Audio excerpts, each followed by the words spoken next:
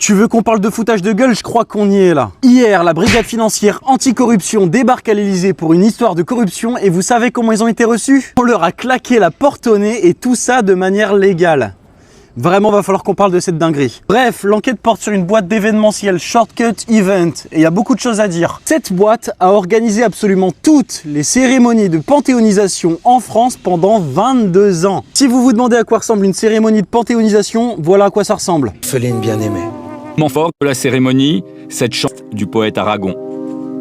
Au passage, ce truc-là, c'est 2 millions par cérémonie. Tu vois la gueule du truc, 3 projecteurs et de la déco Ikea, je suis pas sûr que ça vale 2 millions d'euros par cérémonie. Peut-être que je me trompe. Maintenant, la grande question, c'est de savoir s'il y a des preuves de corruption. Eh ben écoutez, c'est ce qu'on va creuser dans cette vidéo. Preuve numéro 1, l'absence de concurrence. Bah ouais, ça fait 22 ans gros. Selon une enquête de Libération en 2024, l'omniprésence de Shortcut Event a découragé les autres entreprises. Tu m'étonnes, ça fait 22 ans qu'ils ont les contrats. Quand une seule boîte gagne systématiquement tous les contrats, je pense qu'il y a matière à se questionner. Je tiens à le signaler si jamais vous l'avez oublié, mais c'est exactement ce que cherche à éviter le droit des marchés publics.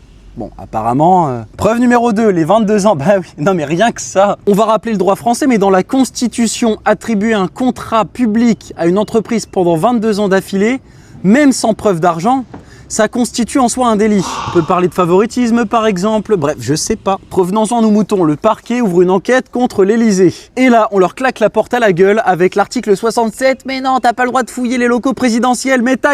Mais c'est fine parce que l'Elysée promet de transmettre les documents qu'ils auront besoin. Donc forcément, vous vous doutez bien qu'ils vont pas sélectionner les documents qu'ils vont transmettre. Bah ouais. Comme d'hab, l'État c'est fait ce que je dis mais pas ce que je fais. Et moi j'appelle ça un problème démocratique. Encore une fois, l'Elysée au-dessus des lois. N'hésite pas à t'abonner et canal Telegram dans la bio.